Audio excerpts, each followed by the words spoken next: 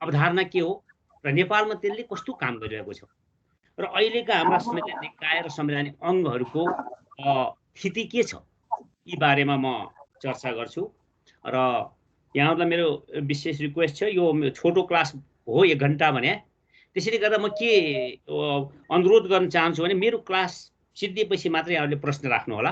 केही प्रश्न केही जिज्ञासा। पहिलो त यहाँहरूले दिनुभएको विषय संवैधानिक निकायको सुरुवात, संविधानमा गर्ने व्यवस्था कसरी सुरु भयो भन्ने सन्दर्भमा म केही यसका हिस्ट्री, यसका विकास क्रमको बारेमा म केही कुराहरू यहाँहरू समक्ष राख्न चाहन्छु। सामान्यतया एउटै व्यक्तिमा शक्ति एकीकरण भयो भने त्यहाँ तानाशाही हुन्छ, सर्वसत्तावादीवाद हुन्छ र करप्सन बढ्छ भन्ने अवधारणाले गर्दा यी राज्यका शक्तिहरू, सरकार भन्छौँ हामी बोलचालमा, सरकारका 3 अङ्ग, 3वटा डिपार्टमेन्टमा यसका शक्तिहरू बाँडफाँड गर्नुपर्छ भन्ने अवधारणाको विकास भयो।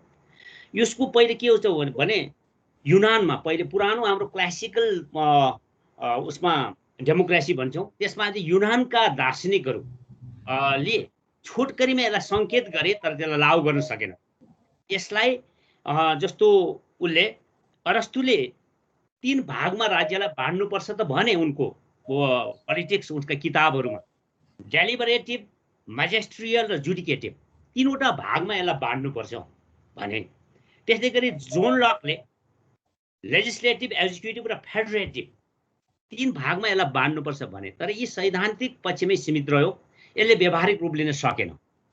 र व्यावहारिक रूप कतिखेर चाहिँ भयो भनेदेखि रोमन विचारक सिसरोले ब्यालेन्स इक्विलिब्रियम अफ पावर भन्ने एउटा लजिक ल्याउनु भयो, एउटा आफ्ना अवधारणा ल्याउनु भयो र त्यसमा काउन्सिल, सिनेट, एसेम्ब्ली भनेर विभिन्न कामहरू बाँड्नुभयो। मध्ययुगमा आइसकेपछि बोधा, एकजना बोधा राइटरले कार्यपालिका र न्यायपालिकाको शक्ति अलग अलग नभएमा न्यायका सिद्धान्तहरूले प्रिभेल गर्दैन भन्ने खालको कुराहरू गर्नुभयो। तर वास्तविक रूपमा शक्ति पृथकीकरणको लागि 3वटा अङ्गको निर्माण अमेरिकन कन्स्टिट्युसनबाट सुरु भएको। अमेरिकन संविधान निर्माताहरू, जसलाई उहाँहरू फाउन्डिङ फादर भन्छन् अमेरिकनहरूले, उहाँहरूले यो अवधारणा लागू गर्नुभयो। यो रुसोको अवधारणा थियो। रुसोले फ्रेन्च क्रान्तिभन्दा अगाडि र अमेरिकन सिभिल वारभन्दा पनि अगाडि यो अवधारणा चाहिँ ल्याएका हुन्। उनको के भनाइ थियो त भने यो एउटै अङ्गमा भयो भने जब विधायिनी र कार्यकारिणी शक्ति एकै व्यक्तिमा केन्द्रित हुन्छ, विधायिनी अहिले हाम्रो पार्लियामेन्ट र एक्जिक्युटिभ भनौँ एकैमा संस्थामा केन्द्रित हुन्छ भने तब स्वतन्त्र असम्भव हुन्छ। यो उसको हाम्रो मान्टेस्क्यूको भनाइ। मान्टेस्क्यूले फ्रेन्च राइटर हुन्, जसको यो 1689 देखि 1755 उनको मृत्यु भयो। उनले यो फ्रेन्च क्रान्तिभन्दा पनि अगाडि यो अवधारणा ल्याए र के भने त भने विधायी र कार्यकारी शक्ति एकै ठाउँमा भयो भने स्वतन्त्र असम्भव हुन्छ। यदि न्यायिक र विधायिकी शक्ति एकमा मिल्न जान्छ भने जनताको जीवन र स्वतन्त्रतामा निरङ्कुश नियन्त्रण हुन जान्छ र न्यायिक र कार्यकारी शक्ति एकमा हुन्छ भने न्यायाधीश अत्याचारी जस्तै आचरण गर्न सक्छ। त्यसैले उहाँले के अवधारणा ल्याउनु भयो त भने यो 3वटा डिपार्टमेन्ट, उहाँले डिपार्टमेन्ट 3वटा विभाग हुन्छ सरकारको, त्यो 3वटा डिपार्टमेन्टको एकको शक्ति अर्कोले प्रयोग गर्न पाइँदैन। स्वतन्त्र हुनुपर्छ ऊ, न्यायिक शक्ति, व्यवस्थापकीय शक्ति र कार्यकारी शक्ति भन्ने किसिमको अवधारणा ल्याए। तर त्यही अवधारणा उसकै देश जसले ल्याए मन्टेस्क्यूले फ्रान्समा लागू हुन त्यति राम्रोसँग लागू हुन सकेन र अमेरिकन कन्स्टिट्युसन बन्ने क्रममा यो 1787 त्यो बेलामा त्यहाँका फेडरलिस्टहरूले यसमा आफै चर्चा गरे र काफी चर्चा गर्ने क्रममा के भने त भने जस्तो त्यो बेलाको फेडरलिस्ट ह्यामिल्टनले के भने यो मानिसलाई जब केही शक्ति प्राप्त गर्छ नि त्यसले फेयर प्ले गर्दैन, त्यसले केही न केही मिस्चिफ, केही उपद्रव गर्छ होइन, फेयर प्ले गर्दैन। त्यसैले गर्दाखेरि के हुन्छ भने यिनीहरूलाई केही चाहिँ नियन्त्रण उसमा शक्तिहरूको बाँडफाँड गरेर शक्तिको पृथकीकरण गरिदिनुपर्छ। अनि त्यसै क्रममा म्याडिसन अर्को हुनुहुन्थ्यो फेडरलिस्ट, त्यो संविधान लेख्ने क्रममा उहाँले के भन्नुभयो भने किन यो चाहिन्छ त भन्नु, किन चाहिन्छ सेपरेसन अफ पावर, तीनवटा अङ्ग किन चाहिन्छ संवैधानिक अङ्गहरू भन्दाखेरि मानिस त एन्जेल होइन, देवदूत होइन। मानिस देवदूत भएको भए सरकार नै चाहिँदैन थियो। यदि देवदूतले मानिसमाथि शासन गर्ने गएको भए नियन्त्रण र सन्तुलन नै चाहिँदैन थियो। यहाँ त के भयो भने मानिसले मानिसमाथि शासन गर्ने भएको हुनाले हामीलाई समस्या के भयो भने पहिले त्यो सरकारलाई कसरी सक्षम गराउने शासन गर्न, र दोस्रो त्यो सरकारलाई आफैलाई नियन्त्रण कसरी गर्ने त्यो सरकारले, यी व्यवस्थाको लागि चाहिँ नि यी अङ्गहरू चाहिन्छ भन्ने खालका चर्चाहरू भयो। त्यसपछि अब यी शक्ति पृथकीकरणको लागि संस्थाहरू बन्न लागे। अब यहाँ त्यसपछि अर्को एउटा सन्दर्भ जोडियो, शक्तिको पृथकीकरणको लागि संवैधानिक निकायहरू बनेर मात्रै हुँदैन, ती निकाय आफै पनि स्वेच्छाचारी हुन सक्छन्। त्यसो भएको हुनाले नियन्त्रण र सन्तुलन, यी दुई अङ्गले अर्को अङ्गलाई नियन्त्रण गर्ने, दुई अङ्ग मिलेर अर्को अङ्गलाई नियन्त्रण गर्ने, अथवा एक अङ्गले अर्को अङ्गमाथि नियन्त्रण र सन्तुलन थापित गर्न पनि पर्छ। नत्र यी अङ्गहरू जसलाई आफ्नो उसको अधिकार दिएको छ क्षेत्रको, ती पनि निरङ्कुश हुन्छन् भन्ने खालको अवधारणा आइसकेपछि फेरि नियन्त्रण र सन्तुलनका अवधारणाहरू अगाडि आए। त्यसैले मैले खालि छोटकरीमा यसका हिस्ट्री र त्यो सन्दर्भ मात्रै भनिरहेको छु। अब संवैधानिक अङ्ग र संवैधानिक अङ्गहरू त व्यवस्थापिका, कार्यपालिका, न्यायपालिका तीन अङ्गमा विभाजित हुन्छन् र त्यसले एक अर्कोलाई शक्ति पृथकीकरण मात्रै होइन नियन्त्रण र सन्तुलन पनि थापित गर्छ भने संवैधानिक निकाय भनेका त्योभन्दा फरक हुन्। संवैधानिक निकायहरूले पनि सरकारलाई नियन्त्रण र सन्तुलनमा राख्छ र सरकारलाई स्वनियन्त्रित सेल्फ रेस्ट्रेन्टमा राख्छ। तर संवैधानिक निकायहरू एक्जिक्युटिभकै काम गर्छन्। त्यसैले यिनीहरूलाई के भनिन्छ त भने extended hand of the executive. यो एक्जिक्युटिभकै अङ्ग हुन्। यो कार्यकारीले गर्ने नै काम गर्छन्, तर कार्यकारी नियन्त्रित होस्, सो संयमित होस्, सो नियन्त्रित होस् भन्नको लागि यी अङ्गहरूलाई संविधानले अधिकार दिएको हुन्छ र यसको सिफारिस वा यसका निर्णयहरू कार्यान्वयन गर्ने दायित्व सरकारको हुन्छ। त्यसैले गर्दा संवैधानिक निकाय र संवैधानिक अङ्गको हैसियत नै फरक छ। संवैधानिक अङ्गहरू भनेको राज्यका तीनवटा अङ्गहरू हुन्। संवैधानिक निकाय भनेका एक्जिक्युटिभले नै गर्ने कामहरूलाई सरकार आफै स्वनियन्त्रित होस्, सेल्फ रेस्ट्रेन्टमा बसोस् भन्नुको लागि बनेका संस्थाहरू। जब कहिलेकाहीँ सरकार वा एक्जिक्युटिभ अस्थिर हुन्छ त्यो बेलामा यी अङ्गहरूले अटो पाइलटको रूपमा देशलाई सेफ ल्यान्डिङ गर्नुपर्ने हुन्छ आफ्नो क्षेत्रमा राम्रो पर्फर्मेन्स दिएर। त्यसैले यी दुईटाको बिचमा भ्रम नरहोस्। पहिलो कुरो, संवैधानिक अङ्ग भनेको तीनवटा अङ्ग हुन्, व्यवस्थापिका, कार्यपालिका, न्यायपालिका। संवैधानिक निकाय भनेका एक्जिक्युटिभ अन्तर्गतकै, एक्जिक्युटिभ अन्तर्गत त होइन, स्वायत्तता त संविधानले दिएको छ, तैपनि यिनीहरूको काम चाहिँ एक्जिक्युटिभले गर्ने नै हो। जस्तो भ्रष्टाचार नियन्त्रण गर्ने काम कसको? एक्जिक्युटिभको। यो व्यवस्थापिका र न्यायपालिकाको होइन। तर त्यसको लागि अख्तियार दुरुपयोग अनुसन्धान आयोग बन्यो, किनभने त्यहाँ अलिकति स्वच्छता होस्, निष्पक्षता होस्। त्यस्तै गरी निर्वाचन गराउने काम एक्जिक्युटिभको हो, तर निर्वाचन आयोग बन्यो। र कर्मचारीलाई रिक्रुटमेन्ट गर्ने काम सरकार आफ्नै हो, तर लोकसेवा राख्यो, किनभने मेरिटोक्रेसीमाथि हस्तक्षेप नहोस्, स्वतन्त्र रूपमा उसले काम गरोस् भन्नको लागि यी अङ्गहरू बनेका हुन्छन्। यी अङ्गहरूले कतिखेर राम्रोसँग काम गर्छन् भने जब यिनीहरूलाई कार्यात्मक स्वायत्तता हुन्छ र जब अधिकारको पर्याप्तता हुन्छ। कार्यात्मक स्वायत्तता हुनु पर्यो, अटोनोमी, फङ्सनल अटोनोमी। त्यसपछि अधिकारको पर्याप्तता हुनु पर्यो, यिनीहरूको अधिकार खोज्न पाइएन, संविधानमै व्यवस्था भएको हुनु पर्यो। अन्य निकायहरूको सहयोगात्मक रवैया, अन्य निकायहरूले यो संस्थाहरूलाई सहयोग गर्छ नि गर्दैन, अथवा सरकार स्वयंले सहयोग गर्छ कि गर्दैन, सकारात्मक सोच यसका सबलताको लागि आवश्यक हुन्छ। त्यसैले गर्दा यी संस्थाहरू कमजोर नहुन् भन्नको लागि संविधानमा नै संवैधानिक निकायहरूको र संवैधानिक अङ्गहरूको कार्य विभाजन भएको हुन्छ, कार्य स्पष्ट उल्लेख भएको हुन्छ, ताकि सामान्य बहुमतको आधारमा एउटा ऐन संशोधन गरेर कानुनी व्यवस्थामा परिवर्तन गरेर यी संस्थाहरू कमजोर नहुन्। यिनीहरूले आफ्नो स्वतन्त्रतापूर्वक त्यो नियन्त्रण सन्तुलनलाई काम गर्न सकुन् र सरकारलाई स्वनियन्त्रित संयमित गराउन सकुन् भन्ने अवधारणाले काम गरेको हुन्छ। यिनीहरूको उत्तरदायित्व संविधानप्रति हुन्छ। यिनीहरूको उत्तरदायित्व सिधै संविधानप्रति हुन्छ। जस्तो न्यायपालिकाको उत्तरदायित्व सिधै संविधानप्रति हुन्छ। त्यसैले गर्दाखेरि यी अङ्गहरू जस्तो अब पार्लियामेन्टको चाहिँ उत्तरदायित्व सिधै जनताप्रति हुन्छ। एक्जिक्युटिभको उत्तरदायित्व आफूलाई निर्माण गर्ने संसदप्रति हुन्छ भने यी हाम्रा संवैधानिक निकायहरूको हाम्रो अहिले गरेको संविधानको व्यवस्था हेर्ने हो भने संवैधानिक निकायहरू हाम्रो 3 थरी छन्। संवैधानिक निकायहरू पहिलो संवैधानिक निकाय हामीले के भनेर बनायौँ भने यी स्थायी रूपका संवैधानिक निकायहरू जुन 6 वटा छन्, अख्तियार दुरुपयोग अनुसन्धान आयोग, महालेखा परीक्षक, लोकसेवा आयोग, निर्वाचन आयोग, मानवाधिकार आयोग र अहिले थपिएको वित्त आयोग। यी आयोगहरू स्थायी खालका आयोगहरू हुन् भने अन्य आयोगहरू भनेर बनाइएका छन्। ती आयोगहरू चाहिँ अस्थायी प्रकृतिका छन् जसलाई 10 वर्षमा रिभ्यू गर्ने भनिएको छ। क्षेत्राधिकारको दृष्टिकोणले पनि यी अन्य आयोगहरू कम शक्तिशाली छन्। यिनीहरूको काम सिफारिस गर्ने मात्रै छ, आफ्नो नीतिगत रूपमा कि यो हुनु पर्यो ऊ हुनु पर्यो भनेर सिफारिस गर्ने मात्रै छ भने अन्य निकायहरू यो अन्य निकायहरू स्थायी संवैधानिक निकायहरू पावरफुल छन्। यिनीहरूको लागि चाहिँ संविधानले अधिकार दिएको छ स्थायी संवैधानिक निकायहरू। त्यसैले यो कुराहरू भएपछि अब कन्स्टिट्युसनल ब्यालेन्स वेल भन्छौँ हामी। संवैधानिक रूपमा चाहिँ त्यसलाई सन्तुलन चक्र स्थापित गर्ने इच्छित संस्थाहरू चाहिन्छ राज्यमा, अन्यथा यिनीहरू के विशेष कार्यकारी निरङ्कुश हुन्छ भन्ने अवधारणा राखिन्छ।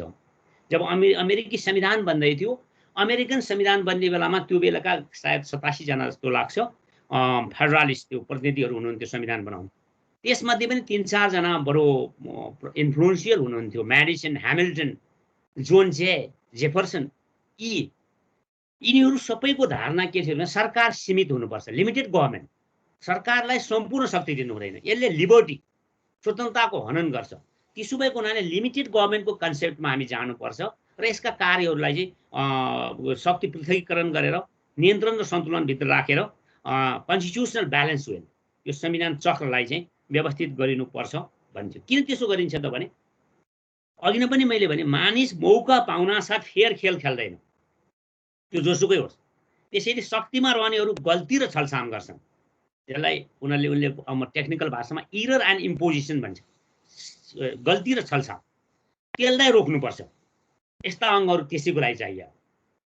अब तर यी संस्थाहरूले काम गर्ने के गर्नुपर्छ? अघि नै भने जस्तै स्वायत्ता चाहियो, कार्यात्मक स्वायत्ता चाहियो, अनि यिनीहरूलाई चाहिँ आर्थिक र प्रशासनिक स्वायत्ता चाहियो, कार्यात्मक स्वायत्ता चाहियो। यो संविधानले नै यिनीहरूका भूमिकाहरू खोज्न नसक्ने गरी व्यवस्था गर्नु पर्यो भने अर्को यिनीहरूलाई प्लेजर अफ द गभर्मेन्ट, सरकारको आफू खुसी तिनीहरूलाई हटाउने वा राख्ने अधिकार दिनु हुँदैन। यिनीहरूलाई विशेष प्रबन्ध गरिनुपर्छ जन भयबाट आश र त्रासबाट मुक्त हुनुपर्छ। आश र त्रासबाट मुक्त गर्नकै लागि अहिले हाम्रो नेपालकै संविधानमा हेर्ने हो भने संविधान निकायका पदाधिकारीहरूले अरू नियुक्ति पाउँदैन। त्यसैले गर्दा उहाँहरूले कुनै आश र त्रासमा बस्नु पर्दैन। र अर्को कुरो के छ त भने संवैधानिक निकायका पदाधिकारीहरूलाई सरकारको प्लेजरमा खोज्न सकिँदैन। यसलाई महाभियोग लगाउनुपर्छ जुन संसदको 2/3 आवश्यक पर्छ। त्यसो भएको हुनाले यिनीहरूलाई पुरै नै एउटा स्वायत्तापूर्वक काम गर्न सकुन्, कुनै आश र त्रासमा बस्नु नपरोस् भन्ने आधारमा चाहिँ राखिएको हुन्छ भने अब संविधानले अनधिक्रम्य अरूले अतिक्रमणै गर्न छैन अधिकार क्षेत्र तोकिएको हुन्छ। आर्थिक स्वायत्ताको कुरो गरौँ, हाम्रो नेपालको संविधानको आर्थिक कार्यविधिमा हेर्नुभयो भने त्यसमा सर्वसञ्चित कोषमाथि व्यवहार भन्नाले के बुझ्छ? सर्वसञ्चित कोषमाथि व्यवहार हुने रकमको भोटिङ हुँदैन, जसलाई हामी नन भोटेबल एकाउन्ट भन्छौँ। सांसदहरूले पनि भोट गरेर त्यसको रकमहरू घटाउन पाइँदैन। अब त्यो बेग्लै कुरो, व्यवहारमा के भएको छ अहिले म भन्नुला। तर त्यसमा संवैधानिक निकायका पदाधिकारीहरूको पारिश्रमिकका कुराहरू, संवैधानिक निकाय र संवैधानिक अङ्गहरूको चाहिँ प्रशासनिक खर्चका कुराहरू नन भोटेबल एकाउन्ट भनेको सर्वसञ्चित कोषमाथि व्यवहार। सर्वसञ्चित कोषमाथि व्यवहार भन्नाले सर्वसञ्चित कोषबाट खर्च भने चाहिँ भोटिङ हुन्छ, सर्वसञ्चित कोषमाथि व्यवहार भन्नाले चाहिँ नन भोटेबल एकाउन्ट भन्छ टेक्निकल भाषामा, त्यो भोटिङै हुँदैन। त्यसले गर्दा यसलाई यसरी काम गर्न सकुन् भन्ने किसिमले चाहिँ यिनीहरूलाई बढी स्वायत्ता दिएको हुन्छ।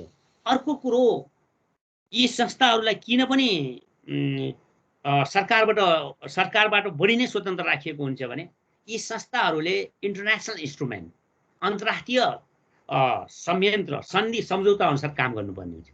जस्तो उदाहरणको लागि महालेखा परीक्षकले इन्टोसाईले डेभलप गरेका स्ट्यान्डर्डहरू मान्नुपर्छ। त्यो त्यसमा लेखिएको स्पष्ट लेखिएको छ यो सरकारभन्दा स्वतन्त्र हुनुपर्छ। यसले स्वतन्त्रपूर्वक हेर्न पाउनुपर्छ विभिन्न कुराहरू। त्यस्तै गरी उसले अख्तियारले इन्टरनेसनल कन्भेन्सन एगेन्स्ट करप्सन कहाँ उहरू त्यसका मान्य सिद्धान्तहरू मान्नुपर्छ। त्यस्तै गरी इन्टरनेसनल डिक्लेरेसन अफ ह्युमन राइट्सदेखि लिएर विभिन्न चाहिँ मानवाधिकारसँग सम्बन्धित हाम्रा सन्धि सम्झौताहरू अनुसार मानवाधिकार आयोगले काम गर्नुपर्ने हुन्छ। त्यसको नियुक्ति प्रक्रिया समेत त्यो विभिन्न इन्स्ट्रुमेन्टहरू र विभिन्न प्रिन्सिपलहरू, हामी पेरिस प्रिन्सिपल विभिन्न प्रिन्सिपलहरू भन्छौँ, ती प्रिन्सिपलहरूमा यसका नियुक्ति प्रक्रिया के हुने, यसको स्वायत्ता के हुने भन्ने उल्लेख भएको हुन्छ। त्यसैले पनि के हो त भने यी इन्टरनेसनल स्ट्यान्डर्डहरू मेन्टेन गर्नुपर्ने भावनाले यो अर्को छ convention on the standard of democratic election कमिसनले त्यो फलो गर्छ। त्यस्तै गरी उसले लोकसेवा आयोगले अहिलेसम्म डेभलप भएका मेरिटोक्रेसीका प्रिन्सिपलहरू फलो गर्नुपर्ने हुन्छ, जसको लागि उसलाई स्वायत्ता आवश्यक हुन्छ। सरकारको नियन्त्रणमा उसले काम गर्न सक्दैन। त्यसैले के भनिन्छ त भने यी संस्थाहरू जुन दिनसम्म स्वतन्त्र हुन्छन्, एकले अर्कोलाई स्वस्थ रूपमा नियन्त्रण र सन्तुलन थापित गर्छन्, त्यो बेलासम्म कन्स्टिट्युसनल ब्यालेन्स वेल राम्रोसँग चल्छ। यदि ती चिजहरू भएनन् भने बिस्तारै चाहिँ जुनसुकै सरकार आओस् त्यो निरङ्कुश हुँदै जान्छ। अब अहिले के छ त भने एउटा तर्क आछ, यो हाम्रो जस्तो संसदीय व्यवस्था अभ्यास गरेको देशहरूमा के सेपरेसन अफ पावर सम्भव छ भन्दाखेरि विद्वानहरूको भनाइ के छ भने यो छैन, यो हुँदैन। किन हुँदैन भने यो संसदीय सिस्टममा संसदको बहुमत प्राप्त नै सरकार प्रमुख हुन्छ, एक्जिक्युटिभ हेड। त्यसो भएको हुनाले दुईटा अङ्गमा उसको नियन्त्रण हुन्छ र त्यसो भएको हुनाले यो प्रेसिडेन्सियल सिस्टम जुन अमेरिकाको जस्तो सिस्टममा मात्रै यो लागू हुने हो, यहाँ पूर्णत सेपरेसन अफ पावर सम्भव छैन। त्यसैले केही विद्वानहरूले के भन्नु हो भने separation of power is confusion of power, confusion मात्रै क्रिएट गर्छ भन्ने किसिमले चाहिँ उहाँहरूले यसलाई व्याख्या गर्नुभएको छ। अमेरिकामा किन त्यो सम्भव भयो त प्रेसिडेन्सियल सिस्टममा भने त्यहाँ एक्जिक्युटिभ र यो तीनवटा अङ्ग यसरी छुट्याइएको छ कि जस्तो सांसद मन्त्री हुन पाउँदैन, यदि मन्त्री हुनु पर्यो भने उसले संसदबाट राजीनामा दिनुपर्छ।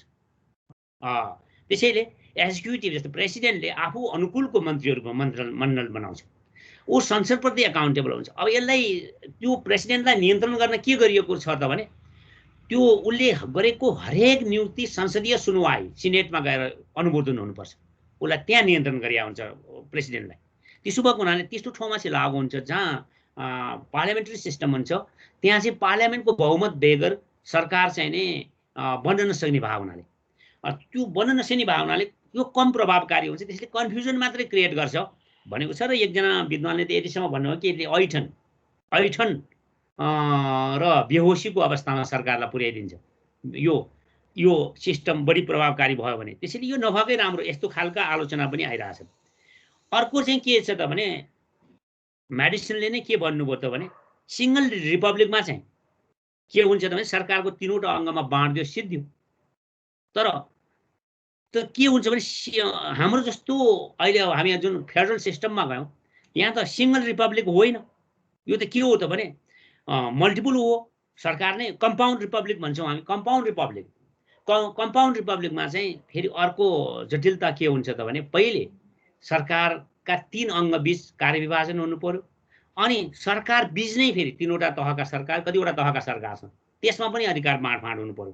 त्यसैले यो अलि अप्ठ्यारो चाहिँ के छ भने जनताले सरेन्डर गरेको अधिकार भन्छ, जनताले डेलिगेट गरेको अधिकार पहिले डिफ्रेन्ट लेयरको सरकारमा बाँड्नु पर्यो। त्यसपछि त्यो बाँडिएको बाँकी पनि के गर्नु पर्यो त भने विभिन्न अङ्गहरू, विभिन्न संवैधानिक अङ्गहरू जसको हामी सेपरेसन अफ पावरको लागि आवश्यक छ भन्छौँ, त्यसमा बाँड्नु पर्यो। त्यसैले कम्पाउन्ड रिपब्लिक अलिक गाह्रो हुन्छ। पहिले सरकार बीच नै बाँडफाँड हुनु पर्यो, विभिन्न लेयरका सरकार, त्यसपछि फेरि विभिन्न अङ्गबीच शक्तिको बाँडफाँड हुनु पर्यो भन्ने धारणा चाहिँ यो मेडिसिनले ल्याएको छ। हुन पनि व्यवहारमा त्यस्तै नै देखिन्छ। त्यसैले अर्को कुरो चाहिँ यसलाई स्ट्याट्युटरी बडी बनाएको भए के हुन्थ्यो त? स्ट्याट्युटरी बडी संवैधानिक अङ्ग होइनन्। यिनीहरूलाई जतिसुकै स्वायत्ता दिए पनि यो एउटा ऐनमा संशोधन गरेर एक्जिक्युटिभले तिनीहरूका राइटहरू हेरफेर गर्न सक्छ। त्यसो भएको हुनाले संवैधानिक अङ्ग नै हुनुपर्छ भन्ने किसिमको संविधानमा नै यसका राइटहरू लेखिएको वा संविधानमा नै अनतिक्रम्य अधिकारहरू व्यवस्थित गरेर गर्नुपर्छ भन्ने अवधारणाहरू अगाडि आइरहेको छ। अब अर्को चाहिँ सन्दर्भ आयो सेपरेसन अफ पावरलाई बनेका संवैधानिक अङ्ग र संवैधानिक निकायहरूलाई सार्वजनिक सुनवाई किन गरिन्छ? सार्वजनिक सुनवाई किन गरिन्छ? यो हामीले अमेरिकनहरूबाट बरो गरे, अमेरिकन सिस्टमबाट नेपालमा ल्यायौँ। वास्तवमा के हुन्छ भने कुनै पनि संसदीय सिस्टममा यो सुनवाईको कुरो हुँदैन, एक्जिक्युटिभले नै प्रस्ताव गरेर लान्छ। तर यहाँ भइदियो के भने हामीले यो पोलिटिकल सिस्टम चाहिँ ब्रिटिस अवलम्बन गर्न खोज्यौँ, हाम्रो के अरे शासन सत्ता चाहिँ, शासन व्यवस्था चाहिँ। तर हामीले यो संवैधानिक निकायको नियुक्तिमा चाहिँ फेरि अमेरिकन सिस्टम सार्वजनिक सुनवाईको ल्यायो।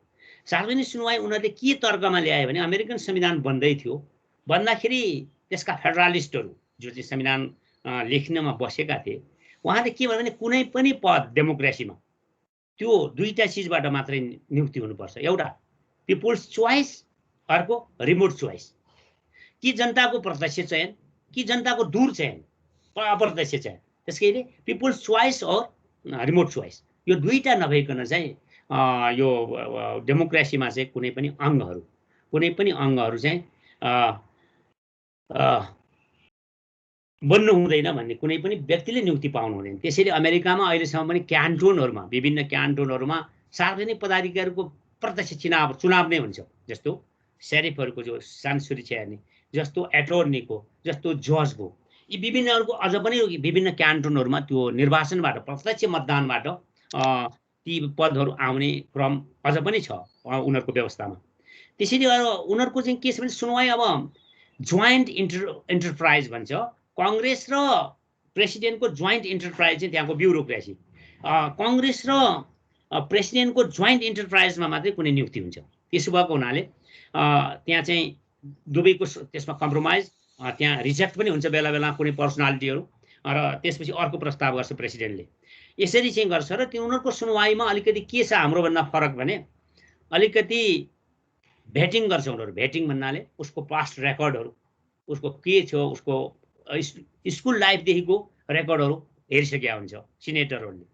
अनि त्यसो भएको त्यहाँ चाहिँ बहस गर्दाखेरि अनि त्यसको उसका क्यारेक्टर, उसका पहिलेका पास्ट के गर्यो, राम्रो गर्यो नराम्रो गर्यो, यी सबै उसका क्यारेक्टर, उसका बिहेभियरको बारेमा र उसका योगदानको बारेमा सबै चिज उहाँले हेरिसकेका हुन्छ भने हाम्रो चाहिँ त्यो औपचारिकताको लागि छ, बिल्कुल औपचारिकताको लागि देखिन्छ। र हाम्रो सार्वजनिक सुनवाई त्यति इफेक्टिभ भएन भन्ने गुनासो सुनिन्छ। त्यो किन त भने त्यो सार्वजनिक सुनवाई पहिलो कुरो त त्यो व्यक्तिलाई रिजेक्ट गर्न 2/3 चाहिन्छ।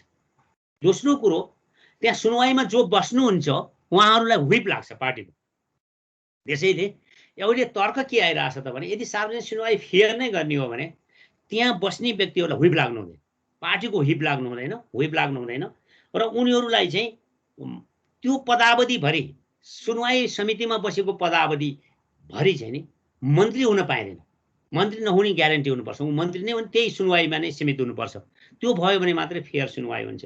हुन त अब एउटा दुईवटा केसहरू छन् संसदीय समिति, सुनवाई समितिले कडा नै निर्णय गरेको, जस्तो एउटा त प्रधान न्यायाधीशकै पर्यो, त्यसैले दीपकराज जोशीको। तैपनि संसदीय समितिको सुनवाई भनेको अहिलेसम्म औपचारिकतामै जाँदैछ, बिल्कुल त्यो फर्मालिटी जस्तो। अनि कहिलेकाहीँ त अब अहिले भन्नु धेरैवटा यसभन्दा अगाडिको नियुक्ति र यो नियुक्ति पनि संसद नभए हुनाले सुनवाई नभएको 45 दिन नआएपछि स्वतः नियुक्ति गर्न पाउने व्यवस्था अन्तर्गत नियुक्ति पाउँदै हुनुहुन्छ। पहिले पाइसक्नुभयो र अब फेरि। अब नेपालका चाहिँ संवैधानिक निकाय र अङ्गहरूको बारेमा जनताको धारणा र पर्सेप्सन के छ त्यो बारेमा छोटो कुरा गरौँ। संवैधानिक निकाय भन्दा पहिले संवैधानिक अङ्गकै कुरो गर्नु। संवैधानिक अङ्गहरूप्रति जनताको विश्वास गुम्दै गएको छ, यो स्पष्ट हो। जनताको आस्था गुम्दै गएको छ। पहिलेका जस्ता संवैधानिक निकायहरू रहेन।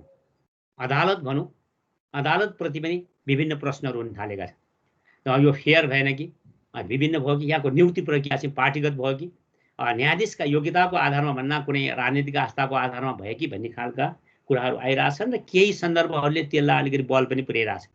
त्यस्तै गरी संसद कस्तो भने शक्तिशाली हुनुपर्ने संसद, सरकारलाई एकाउन्टेबल बनाउनु पर्ने संसद चाहिँ के गर्दैछ त भने सरकारले गर्ने काम रुचि राख्दैछ। उसले त्यसलाई सरकारलाई एकाउन्टेबल बनाउने होइन कि सरकारले को काममा रुचि, जस्तो फलानुलाई ठेक्का दे, फलानु ठेक्का क्यान्सल गर, यो उसको काम थिएन। उसले त्यसमा गुण दोषको आधारमा कसरी केही गल्ती गर्यो कि त्यो निर्देशन दिनुपर्ने, उसलाई एकाउन्टेबल बनाउनु पर्ने ठाउँमा यस्तासम्म पनि लाजमर्दो कामहरू भइरहेको छ कि सरकारले गर्ने, एक्जिक्युटिभले गर्ने काम संसदले गर्न लागेको देखिन्छ।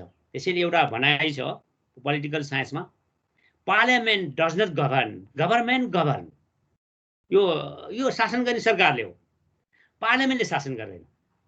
अर्को चाहिँ के बनाइछ भने विशेष त यो भन्नै पर्ने हुन्छ कि विशेष पब्लिक एडमिनिस्ट्रेसनका स्टुडेन्टहरूलाई, अर्को चाहिँ के भनिन्छ भने गभर्मेन्ट रेन, ब्युरोक्राट्स रुल। अनि सरकारमा रहनेहरूले शासन राज गर्ने अनि शासन चाहिँ कर्मचारीले गर्ने, यो मान्य प्रिन्सिपल हो। त्यो भनिएको मतलब के हो भने आफ्नो सीमामा सबै बस्नुपर्छ। पोलिसी बनाउनेले, पोलिटिकल मास्टरहरू अथवा निर्वाचित भएर आएका मन्त्री प्रधानमन्त्रीजीहरूले नीति बनाइदिने र कर्मचारीको मूल्याङ्कन गर्ने हो। जब शासन नै आफू गर्न थाल्यो भने, प्रशासन नै आफूले चलाउन थाल्यो भने भएन। त्यसैले पोलिटिसियन रेन, ब्युरोक्राट्स रुल। यहाँ उल्टो भएको छ। यहाँ चाहिँ कर्मचारीहरू शासन गर्नु खोज्ने, संसदले सरकारले गर्न खोज्ने काम गर्ने, यो छ। अब सरकारले चाहिँ फेरि के गरिरहेछ त भने पार्लियामेन्ट त गनेकै छैन, पार्लियामेन्टप्रति एकाउन्टेबल हुनुपर्ने, उसले पार्लियामेन्टलाई गनेकै छैन। त्यसकारण उसलाई बाइपास गर्ने, उसलाई धेरै अवस्थामा त सभामुखले रुलिङ गरेको सुनिएको छ विभिन्न समयमा कि यहाँ कोही पनि मन्त्री आउँदैन भनेर, यो मन्त्री नभइकन थगित, यो सरकारको प्रतिनिधित्व भएन भने यो चाहिँ के भने गैर उत्तरदायित्वको पराकाष्ठा हो। त्यसैले गर्दाखेरि यी संवैधानिक अङ्ग, 3वटा अङ्गहरू जनताको नजरमा स्वच्छ देखिएका छैनन्। जनताको नजरमा उहाँहरूको जुन छवि छ, हामी इमेज, त्यो इमेज चाहिँ गिर्दै गएको अवस्था छ। जहाँ हो संवैधानिक निकायको कुरा गरौँ, संवैधानिक निकायहरू यी पर्मानेन्ट संवैधानिक निकायहरूको मोरलेस यी चाहिँ थायी संवैधानिक अङ्गहरू अख्तियार, लोकसेवा आयोग, निर्वाचन आयोग, महालेखा परीक्षक, मानवाधिकार आयोग र वित्त आयोग भर्खर बनिएको छ। यी सबै आयोगहरू, यी थायी नेचरका आयोगहरूको चाहिँ एक हदसम्मको क्रेडिबिलिटी थियो, एक हदसम्मको क्रेडिबिलिटी थियो। सबैले विश्वास गर्थे महालेखाले राम्रो अडिट गरिरहेको छ, लोकसेवाले एकदम फेयर गरिरहेको छ, अख्तियारले चाहिँ राम्रो निष्पक्ष व्यवहार गरिरहेको छ, निर्वाचन राम्रोसँग भइरहेको छ। तर दुःखपूर्वक भन्नुपर्छ, यी संस्थाहरूको पनि पहिलेको जस्तो क्रेडिबिलिटी रहेन, र यी संस्थाहरू बिस्तार बिस्तार दुईटा कारणले डिग्रेड हुँदैछन्। पहिलो, यी संस्थाहरूमा नियुक्ति गर्दा नेतृत्व दिने व्यक्ति त्यो संस्थालाई फिट हुने नपर्नु। कस्तो हुन्छ त भन्नु भने कुनै पनि संस्था पूर्ण हुँदैन, त्यो संस्थालाई नेतृत्व दिने भने को नेतृत्व गर्न गयो, त्यहाँ नेतृत्व दिने मान्छे राम्रो हुनासाथ त्यो संस्था त्यसै राम्रो हुन्छ। त्यसका तिनै सीमित अधिकारमा पनि उसले त्यसलाई राम्रोसँग त्यो संस्था ड्राइभ गर्छ भने त्यसमा कुनै त्यो हैसियत नपुगेको अथवा त्यो किसिमको पर्सनालिटी पुगेन भने त्यो संस्था डिग्रेड हुन्छ। पहिलो कुरो, यहाँ मोरलेस कस्तो देखिएको छ भने नियुक्ति प्रक्रियामा कहिलेकाहीँ आफ्ना मान्छे तान्ने अथवा कुनै चाहिँ विशेष खालका ल्याउनै पर्ने मान्छे ल्याउँदाखेरि के भएको छ भने त्यो क्षेत्रलाई त्यो मानिस उपयोगी नहुने, यस्ता खालका पनि छन् र बढी राजनीतिकरण पनि भएको छ।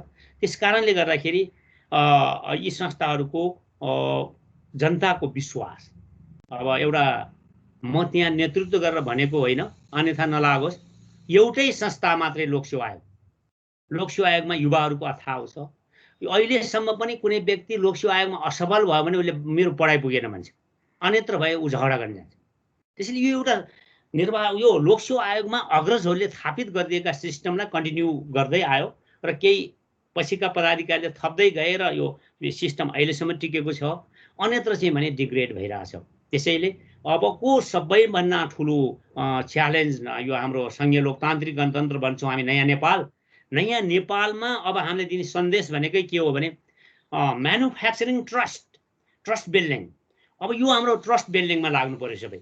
हामीले राम्रो काम गऱ्यौँ भनेर हुँदैन। हामी चाहिँ भन्यो म पनि लोकसेवाको लिडरसिपमा बसेँ 6 वर्ष, हामीले के भन्छ भने त्यो आन्तरिक र बाह्य स्वच्छता भन्छौँ हामी। आन्तरिक स्वच्छता एउटा कुरा भयो, बाह्य स्वच्छता, आन्तरिक र बाह्य निष्पक्षता। हामी भित्रका शाखा बीचको आन्तरिक विभाजन र त्यहाँ भित्रका कर्मचारीले गर्ने कमान्ड, यो यहाँ ठिकसँग चलेको छ भन्नु एउटा कुरा हो, आन्तरिक हो भने। बाहिर एक्सपर्टहरूले, बाहिरका स्टेक होल्डरहरूले र बाहिर नागरिकहरूले यो लोकसेवा ठिक छ भन्नु, त्यो चाहिँ बाह्य स्वच्छता हो। यो दुईटै चिजमा ध्यान दिनुपर्ने हुन्छ। उही न्याय गरेर मात्रै पुग्दैन, न्याय गरेको देखिनु पनि पर्छ भने जस्तो। जतिसुकै राम्रो काम गऱ्यो भने त्यो बाहिर त्यो किसिमको चाहिँ गएन भने यो विश्वास घट्दै जान्छ। त्यसैले हामी के भन्छौँ भने म्यानुफ्याक्चरिङ ट्रस्ट हुनुपर्छ। र अर्को कुरो, यी संस्थाहरू पनि एकाउन्टेबल भएनन् कि भन्ने छ। यी संवैधानिक निकायहरू पनि एकाउन्टेबल भएनन् कि भन्ने छ। संवैधानिक निकायहरू एकाउन्टेबल, संविधानमा एउटा सानो एउटा प्रोभिजन राख्थ्यो एउटा दफामा कि संविधान के अरे संसदीय समितिप्रति उत्तरदायी हुनुपर्छ संवैधानिक निकायहरू चाहिँ भन्यो। अब संवैधानिक निकायप्रति के अरे संसदीय समितिप्रति एकाउन्टेबल हुनुपर्छ त भनियो, तर त्यसको स्वायत्ततामा असर पर्ने गरी, त्यसको स्वायत्तमा नै असर गर्ने गरी संसदीय समितिले आदेश दिन थाल्यो भने त फेरि त्यो संस्था त्यही समितिकै शाखा बनाइदियो। त्यस कारणले गर्दा त्यसका पनि एउटा सीमा हुनुपर्नेमा संसदीय समितिहरूले पनि यिनीहरूको हुर्मत लिने, एक किसिमले हुर्मत लिने, बोलाएर चाहिँ अपराधी जस्तो व्यवहार गर्ने कामहरू भइरहेको अवस्था छ। त्यसैले गर्दा यो सन्तुलनमा सबै चल्नुपर्नेमा सबै एकले अर्को चिजले फेरि कमजोरी गराउन लाग्यो। अहिलेको पछिल्लो अवस्थामा तपाईँहरूलाई भन्नै पर्ने हुन्छ मैले, त्यो के हो त भने जस्तो लोकसेवाको सन्दर्भमा के भन्यो भने प्रदेशमा पनि लोकसेवा आयोग बन्ने, तर त्यो प्रदेशको लोकसेवा आयोग चाहिँ प्रदेश कानुन अनुसार काम गर्ने। खालि एउटा दफा के राख्यो भने ती प्रदेश लोकसेवा आयोगहरू ले को आधार र मापदण्ड चाहिँ संघीय कानुनले तोक्ने भनियो। र संघीय कानुन बन्ने क्रममा म नै धेरै दिन संसदमा उपस्थित रहेँ र कमसेकम यो लोकसेवा आयोगको जुन अहिलेसम्मको छवि छ केन्द्रको, त्यो यही प्रदेश लोकसेवा आयोगको कारणले धराशायी नहोस्। किनभने जनतालाई थाहा हुँदैन कुन चाहिँ लोकसेवा आयोगले गल्ती गर्यो। लोकसेवा आयोगको प्रदेश लोकसेवा आयोगले कुनै धाँधली गरिदियो भने त्यसको असर यो लोकसेवा आयोगले जवाफ दिनुपर्छ, किनभने पब्लिकलाई थाहा नै हुँदैन कुन लोकसेवा आयोगले गर्यो। त्यसैले लोकसेवा आयोगले खतम पार्यो भन्ने खालको बाहिर मेसेज आउँछ। त्यसैले हाम्रो पनि एउटा सरकार थियो र त्यो सरकारको आधारमा हामीले त्यो ऐनमा काफी प्रबन्ध गर्न खोज्यौँ र लोकसेवा आयोगका सिद्धान्तहरू अवलम्बन गरेन भने त्यो सबै रद्द हुनुपर्छ भनेर पनि लेख्यौँ। त्यो अहिले ऐनमा छ, तर नियुक्ति प्रक्रियाबाट नै हामीलाई त्यो सङ्केत राम्रो आएन। यहाँहरूलाई भन्नै पर्ने हुन्छ, कर्णाली प्रदेश लोकसेवा आयोग गठन गर्दा कर्णाली प्रदेश लोकसेवा आयोगमा त्यहाँको सिफारिस समितिमा बस्ने एकजनाले श्रीमती नियुक्ति गर्नु, अहिले कार्यरतै हुनुहुन्छ। तपाईँहरूले बुझ्नुहोस् मैले नाउँ किन भने लुम्बिनी प्रदेशमा त्यहाँको अपोजिसन लिडरले आफ्नो प्राइमरी टिचर एउटा बुहारीलाई सिफारिस गर्नु, जुन अहिले अख्तियारमा केस छ क्वालिफिकेसनको। त्यस्तै गरी 2 नम्बर प्रदेशमा एउटै क्षेत्रबाट 3 जना मेम्बर ल्याउनु भयो टिचिङबाट मात्रै। यसरी चाहिँ र अर्को कुरो नियुक्तिमा जुन व्यक्तिहरू आउनुभयो, जुन हैसियतको व्यक्तिहरू आउनुभयो, त्यसले नै त्यो लोकसेवा आयोग राम्रो काम गर्दैन कि भन्ने भयो। जस्तो भनौँ त्यो सहसचिवसम्मको इन्टरभ्यू लिनुपर्छ ती संस्थाहरूले। सहसचिवसम्मको इन्टरभ्यू लिने बेलामा क्वालिफिकेसन र अनुभव त्यही लेभलको मान्छेहरू खोजिनु पर्थ्यो नि, त्यो अहिले प्रदेश लोकसेवा आयोगमा देखिएन र मैले आफैले प्रत्यक्ष अनुभव गरेको।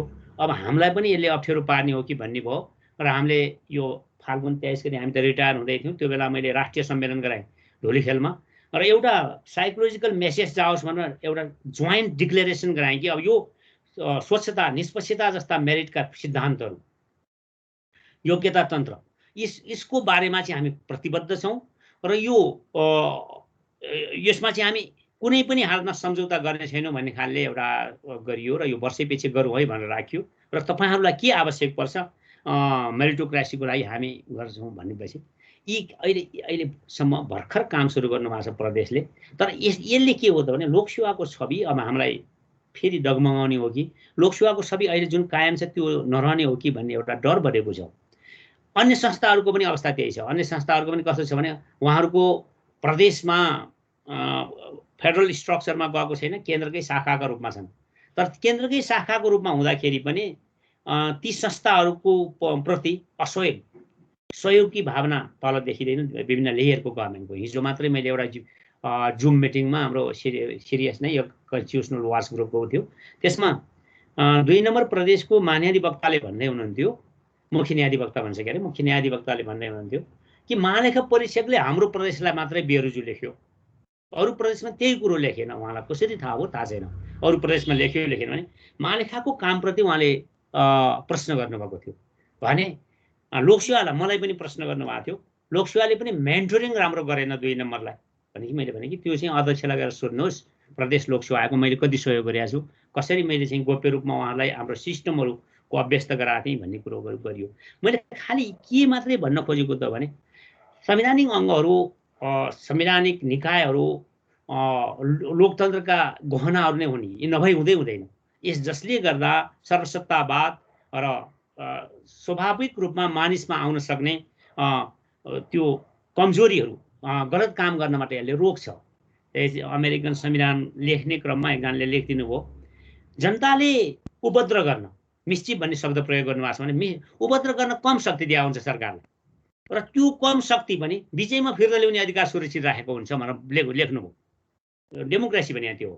त्यसैले गर्दा त्यसलाई कमसे कम चाहिँ उपद्रव गर्ने काम रोकिदिँदै जाने, यस्तै यताबाट नियन्त्रण छ उताबाट नियन्त्रण छ भने त्यो यदि उपद्रव गर्न खोज्यो भने विजयमा फिर्ता लिने गर्नुपर्छ भन्ने किसिमले चाहिँ बोल्नु भएको थियो।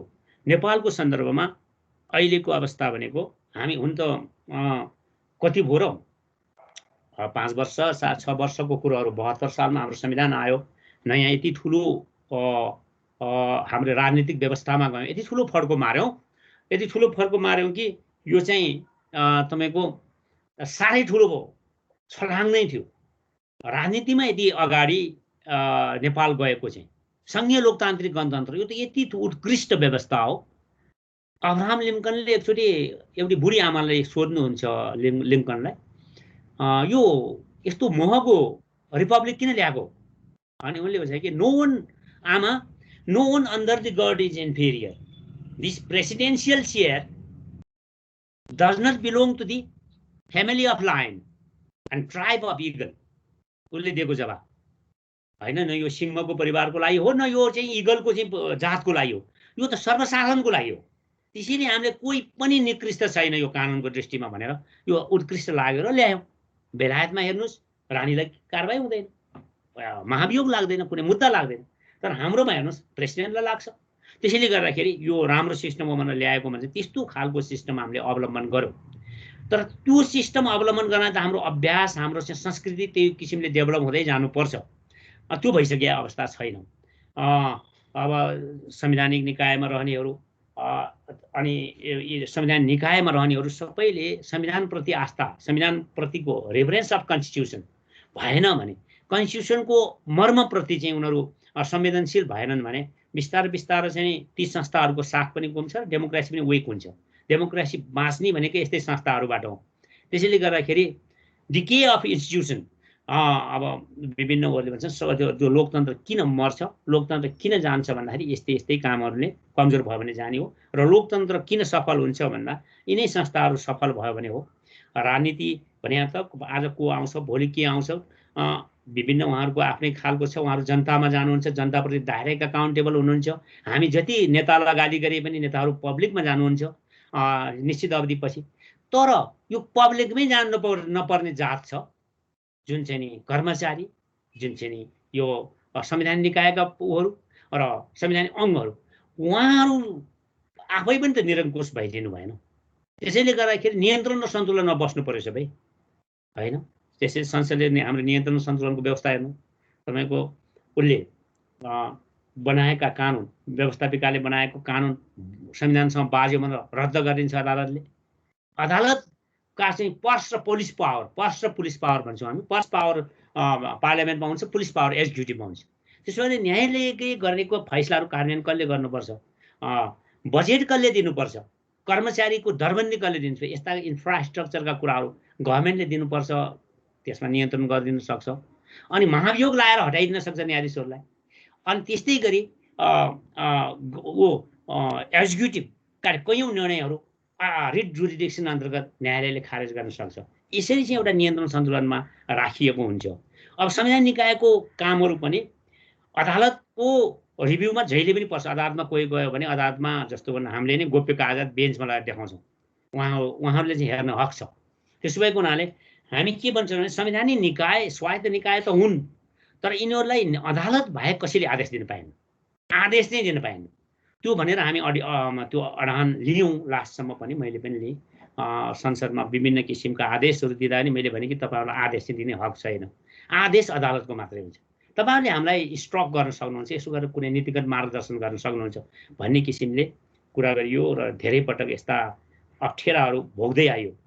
त्यसैले बाहिरको पब्लिकको चाहिँ पब्लिक पर्सेप्सनमा यी कुनै पनि कुरोहरू राम्रो देखिँदैनन्। ब्युरोक्रेसीलाई त अहिले के भन्छ भने यो अहिले राजनीतिप्रति पब्लिक फर्केको हुनाले, राजनीतिप्रति बढी आलोचक भएको हुनाले मात्रै कर्मचारी तन्त्र बाँचिया हो, होइन भने यिनीहरू चाहिँ पनि असल खालका होइन। अरे they are different type, not better type. यिनीहरू पनि काम चोर हुन्, यिनीहरू पनि भन्ने यस्तो खालको आरोपहरू छ। त्यसैले के हुन्छ भने जनताप्रति एकाउन्टेबल ब्युरोक्रेसी पनि चाहिन्छ। अब बिस्तारै यो संवैधानिक अङ्ग निकायहरू विभिन्न संस्थाहरू, यहाँ पब्लिकले स्वामित्व नगरेका संस्थाहरू लोकतन्त्रमा कसरी बढ्छ? अब व्यवस्था चाहिँ हामीले सङ्घीय लोकतान्त्रिक गणतन्त्र भन्ने, अनि त्योसँग चाहिँ रिदम लय मिलाउन नसक्ने कर्मचारी तन्त्र के काम? त्यसैले यी सबै चिज चाहिँ सन्तुलित रूपमा गयो भने कन्स्टिट्युसनल ब्यालेन्स वेल, त्यो सन्तुलन चक्र ठिक ठाउँमा रहन्छ र हाम्रा चाहिँ ऊहरू व्यवस्थित हुँदै जान्छ भन्ने लाग्छ। मैले अलि छोटकरीमा यिनै कुराहरू गरी अब साथीहरूको केही जिज्ञासा भने 2-4वटा 10-15 मिनट म जवाफ दिने कोसिस गर्नेछु।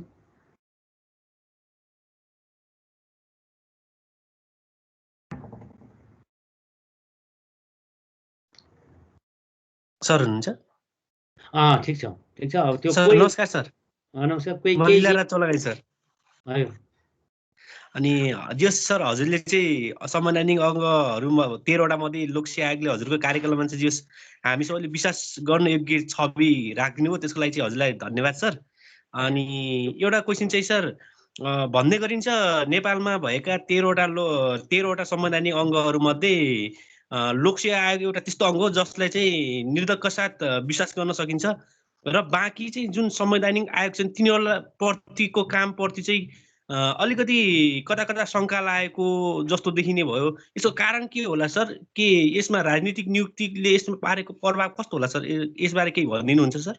थ्याङ्क यू, साह्रै राम्रो प्रश्न गर्नुभयो। सबैमा नियुक्ति प्रक्रिया उही हो, नियुक्ति प्रक्रिया उही हो। खालि एउटै कुरो के हुँदो रहेछ भने प्रणाली एकचोटि बसेपछि त्यो प्रणाली भत्काउन कसैले सक्दैन। यहाँ म एउटा के गर्छु भने मैले कि धेरै चिज थप गरेँ लोकसेवा आयोगमा, त्यो पनि भन्ने छु। तर एउटै कुरो के हो भने त्यो मैले पनि सफल रूपमा काम गर्न सकेको, विश्वसनीयता आर्जन गर्न सकेको कारण के हो त भने म मेरो लिडरसिपमा पनि भने त्यो भुवनमान भन्ने सचिव हुनुहुन्थ्यो धेरै पहिले। उहाँले एउटा यस्तो प्रणाली बसालिदिनु भयो, double quote, double blind system भन्छौँ हामी, जुन चाहिँ के भने कुनै पनि आउने पदाधिकारीलाई तोड्न गाह्रो हो। राम्रो सिस्टम तोड्न त गाह्रो हुन्छ नि, त्यहीँभित्रै कर्मचारीको पनि विरोध हुन्छ, तिमी त अर्को मेम्बरको विरोध हुन्छ, अध्यक्षले गर्यो भने सदस्यले विरोध गर्छन्। अनि त्यो एउटा प्रणाली यसरी बस्यो। प्रणाली बसेको कारणले यो संस्था बसेको, अन्यत्र प्रणाली नै बस्न पाएन। प्रणाली किन बस्न पाएन त भन्नु भने अब त्यो लोकसेवा जस्तो कठोरतम अनुशासन, लोकसेवामा एउटा यहाँले पनि थाहा पाउनुपर्छ कस्तो हुन्छ भने एउटा शाखाको काम अर्को शाखालाई थाहा नै हुँदैन। जस्तो एउटा सानो उदाहरण भनौँ, कपी जाँच्न लागि डबल कोड गरेर सेकेन्ड कोडमा जाँचिरहेछ। पहिलो कोडको अधकट्टी सचिवको दराजमा हुन्छ, दोस्रो कोडको अधकट्टी अध्यक्षको दराजमा, सेपरेट। अब दोस्रो कोडमा कापी जाँच्यो, त्यो पनि आयोगकै कार्यकक्षमा, त्यो पनि दुईजनाको एभरेज लिन्छौँ हामी, दुईजनाले जाँचेपछि। अनि त्यो दुईजनाको बिचमा पनि धेरै फरक पर्यो भने फेरि तेस्रोबाट जान्छौँ। पहिलो त त्यो सेकेन्डमा त्यति राम्रो व्यवस्था छ। दोस्रो के हो त भने अब त्यो रिजल्ट तयार गर्ने जो तयारी शाखा भन्छौँ हामी, जो कापी जचाउने शाखा, त्यसलाई यसले यति नम्बरको फरक छसम्म थाहा हुने भयो, यो यति नम्बरसम्म छ, यति नम्बर म्याक्सिमम छ, यति नम्बर मिनिमम छ भन्ने थाहा हुने भयो। तर कुन व्यक्तिले हाइएस्ट स्कोर गरे उसलाई नाउँ थाहा नहुने, उसले सेकेन्ड कोडमा मात्रै थाहा पाउने। अनि उसले डिकोड शाखामा पठाइदिन्छ। डिकोड शाखामा गएपछि त्यो दुईटा ठाउँमा रहेका अधकट्टीहरू ल्याएर जोडेपछि उसको नाउँ थाहा हुन्छ, उसको बाउको नाउँ थाहा हुन्छ। त्यसलाई फेरि के थाहा हुँदैन भने पास भएको थाहा भयो, त्यो पास भएको अल्फाबेटिकल अर्डर, किनभने त्यो हामीले जिगज्याग गरेर पठाइदिन्छौँ माथिबाट, डिस्क्रिट फर्ममा पठाइदिन्छ त्यो दोस्रो कोडवाला शाखाबाट। भनेपछि उसलाई के थाहा हुँदैन भने कुन व्यक्तिको हाइएस्ट हो थाहा हुँदैन। त्यसैले गर्दाखेरि रिजल्ट गर्ने, अन्तिम रिजल्ट गर्ने दिनसम्म को व्यक्ति त्यो पास भएको मध्ये हाइएस्ट पोजिसनमा छ, को लोएस्ट स्कोर गरेको छ थाहा हुँदैन। यस्ता खालका सिस्टम उहाँले डेभलप गर्नुभयो, जुन अहिलेसम्म पनि उहाँ मरेर जानुभयो। धेरै समय लोकसेवामा काम गर्नु अहिले पनि हामी सम्झिन्छौँ। अर्को त्यहाँ यस्ता यस्ता नेतृत्वहरू आए। मैले अहिले पनि भने नेतृत्व, लिडरसिप डज वन्डर। लिडरसिप जो राम्रो भयो भने त्यो भयो। त्यसैले गर्दा के हो त भने यस्ता आउने राजा तारक बहादुर शाह, यदुनाथ खनाल, होइन, प्रद्युम्नलाल राजभण्डारी, इभन प्रधान न्यायाधीश ट्रान्सफर भएर आउनुभयो, अनिरुद्ध प्रसाद सिंह र भगवती प्रसाद सिंह लोकसेवा आएको उसमा इन्टरचेन्ज। यस्तो खालका पर्सनालिटीहरू आउनुभयो जस्तै एउटा उदाहरण भनौँ, यदुनाथ खनाल 32 सालमा अध्यक्ष हुँदाखेरि उहाँलाई एउटा प्रेसर भएछ, दरबारबाट एउटा बाहिरको मान्छे सचिव ल्याउनु पर्यो, तर उहाँले भन्नुभयो हुँदैन खबर पठाइदिनु। सामान्य प्रशासन सचिव गएर भने यो दरबारको इच्छा हो भने सुनाइदिनु, यदुनाथले मानेन भने गएर सुनाइयो, कति कुरा लायो होला। तर उसले राजासँग गएर सिधै के भने म सेवक चाहिँ हो, तर सेवकको ड्युटी हुन्छ सही कुरो भन्ने, यो गलत काम। यस्ता निर्भीक खालका लिडरसिपमा त्यो कुर्सीमा बस्दा हामीलाई नै डर लाग्थ्यो, मैले केही मिस्टेक गरेँ कि त्यो इज्जत मैले कसरी जोगाउँ। त्यसैले मैले के भन्नु भने त्यहाँको नेतृत्व पनि त्यस्तै खालको आयो। त्यो नेतृत्वहरूलाई मेन्टेन गर्न, त्यसलाई मेन्टेन मात्रै गर्दाखेरि पनि त्यो सत्ता राम्रो हुने भयो। दोस्रो कुरो त्यसमा यस्ता प्रणालीहरू स्थापित भए जसलाई भत्काउन सम्भव भएन। यस्तै खालको प्रणाली अन्त पनि बसाउनु जरुरी छ। अरू सर नमस्कार। नमस्कार सर, मेरो एउटा सानो जिज्ञासा चाहिँ अस्ति हजुरले एकचोटि त्यहाँबाट निस्किने बेलामा भन्नुभएको थियो यो कर्मचारीको खुल्ला भर्नामा चाहिँ त्यहाँका कार्यरत भनौँ न उमेर क्रस भएका कर्मचारीहरूले त्यसमा भाग लिन हुँदैन अथवा त्यो सेन्सबाट एउटा हजुरले आएको थियो। यो चाहिँ अलिकति हामीले बुझेनौँ सर, यसको अलिकति थोरै हजुरले भनिदिनु। यस अब यो चाहिँ मैले बुझाउनै पर्छ। यो मैले बहसमै लान खोजेको छु। भयो के भने एउटा व्यक्ति एउटा तहमा प्रवेश गर्यो, थाहै भयो, अनि उसले रिटायर हुने अघिल्लो दिनसम्म उसलाई उमेरको हद नलाग्ने, ऊ लडिराख्न पाउने। अब तपाईँहरू भनौँ न पब्लिक एडमिनिस्ट्रेसनमा विभिन्न उसमा चाहिँ डिसिप्लिनमा पढिरहेका स्टुडेन्टहरूलाई चाहिँ यति वर्ष पुगेपछि लड्न नपाउने, यति वर्ष कम हुनु नहुने, यति वर्ष बढी हुनु नहुने। अनि अब त्यो प्रवेश गरेकोले चाहिँ कतिवटा फेसिलिटी पाउने भयो फेरि हेर्नुहोस्, फाइल बढुवा, सिनियोरिटी बढुवा, हामी कार्यक्षमता बढुवा र ज्येष्ठता बढुवा भन्छौँ। त्यसपछि तपाईँको आन्तरिक प्रतियोगितात्मक परीक्षा, त्यसमा उमेर हद लाग्दैन, बढुवा नै भयो। यी सबै हुँदाहुँदै पनि पदमै भएको कारणले उसलाई के चाहियो अरे भने यो उमेरको हद पनि लाग्नु भएन। मलाई त्यो चाहिँ चित्त बुझेन। यो ओपन इज ओपन, ओपनमा खुला प्रतियोगिता भनेपछि सबै समान स्तरमा लड्नुपर्छ। यद्यपि हामीले मुद्दा हार्यौँ धेरै ठाउँ, अदालत गए र अदालतले के भन्यो भने यो निजामती सेवा ऐनमा नभए हुनाले लोकसेवा आयोगले यो सङ्गठित संस्थामा गरेको मिलेन।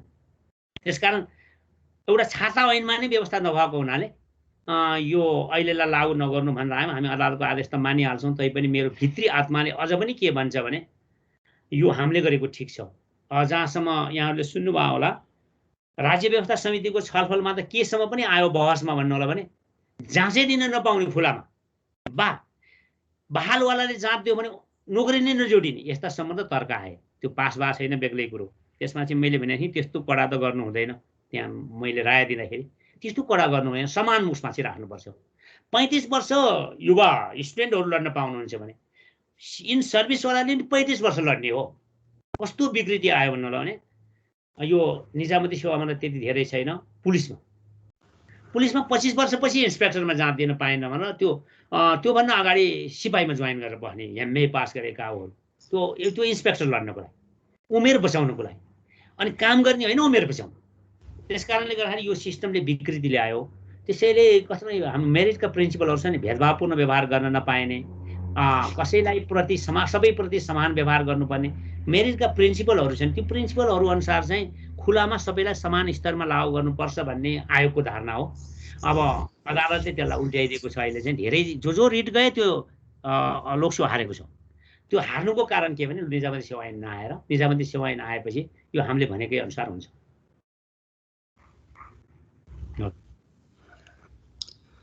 सर नमस्ते। नमस्कार सर, म विक्रम सिंह धामी, अहिले एमपिएस सेकेन्ड सेमेस्टर। हजुरलाई आजको यो लेक्चरको लागि धेरै धेरै धन्यवाद। साथै यो हाम्रो धर्म सरलाई पनि सहजीकरणको लागि धन्यवाद छ। मेरो दुईटा जति प्रश्न छ सर। एउटा कुरा के छ भने यो संवैधानिक निकायहरूको जो स्वतन्त्रता अनुरूप जो काम गर्न पाउने संवैधानिक अधिकार छ, त्यो हजुरले अघि पनि भन्नुभयो, लोकसेवामा एउटा प्रणाली बसेको हुनाले अरू संवैधानिक आयोग भन्दा अलि बेटर गरेको अब हामीले पनि सुन्दै आएको, देख्दै आएको, हजुरले पनि हजुरको लिडरसिपमा त्यो कुराहरू अहिले बताउनु भयो। यो अन्य संवैधानिक आयोगहरूले चाहिँ त्यस्तै हुनको लागि के कस्तो सङ्घर्ष गर्नुपर्छ प्रणाली बसाउनको लागि? अर्को, यो लोकसेवा आयोगले विगतमा जो छवि र जो विश्वास हासिल गरेको छ त्यसलाई निरन्तरता स्वरूप अगाडि त्यसलाई चाहिँ कायम राख्नको लागि के कस्तो कदमहरू चाल्नुपर्छ? किनकि समय सापेक्ष कदमहरू त पक्कै पनि चाल्नुपर्छ होला। केही प्रश्नहरू अहिले पनि अब उठ्दै आएका छन्, अगाडि पनि यसले चाहिँ त्यही काम गर्छ कि यो पनि अन्य संवैधानिक आयोग जस्तै हुन्छ भनेर। अर्को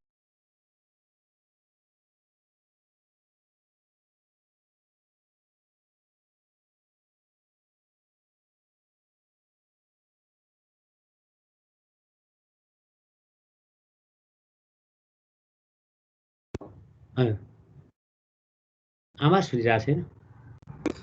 सरी है सर, म म्युट भएरै छु। मेरो पहिलो प्रश्न सुनियो सर? सुन्यो। अब अरू भन्नु त।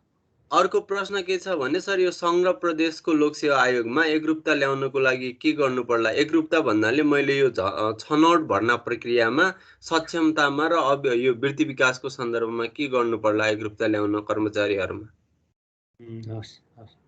हस्, म यसलाई पहिले डिल गरौँ। अघि नै पनि मैले त्यो त छोटकरीमा जवाब दिइसकेको छु। लोकसेवा आयोग किन बढी विश्वसनीय भयो र अन्य संस्थाहरू भएन भन्दाखेरि प्रणाली बस्यो, अन्यत्र पनि प्रणाली बसाल्नु पर्यो। प्रणाली के बसाल्नु पर्यो भने त्यहाँभित्र सब्जेक्टिभ कामहरू भन्दा अब्जेक्टिभ कामहरू बढी हुनु पर्यो।